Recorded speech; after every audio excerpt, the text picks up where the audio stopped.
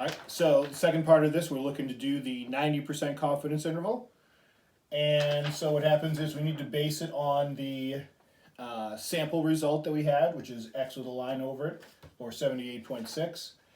We need to do our standard deviation divided by the square root of n, so that's the same values that we had figuring things out earlier. The number here, t star, on your student t distribution, you're going to look at the bottom of the chart, find where it says 90%. Go up that column until we get to where 19 degrees of freedom is, and that's the number that goes into that spot. Is going to be 1.729. All right, it's not the 1.96 or 1.64 that we use with the z-score. We have to look it up each time to find out what that is. When we multiply this out, it comes out to 2.78. Gives us this interval, 75.8 to 81.3.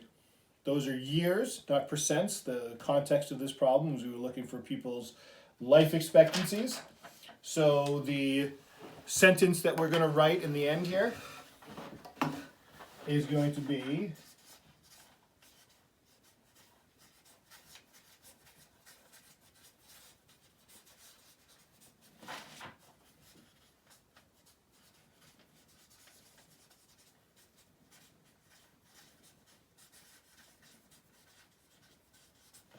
so we are 90% confident the true mean life expectancy, that's what we're talking about, is between 75.8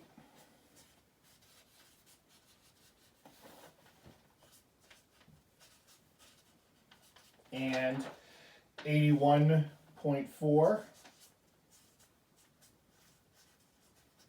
years. All right, don't round those things off to whole numbers. I did correct one of the quizzes that you guys did, and a lot of people round these things off to whole numbers. Don't do that. You know, I even rounded it off to the 10th. That's not even that great. Just leave it the way it was. No need to do that. It is an average. It is an estimate. It is a model. Okay. The other thing I'll say, I wrote it on here, is this agrees with our test.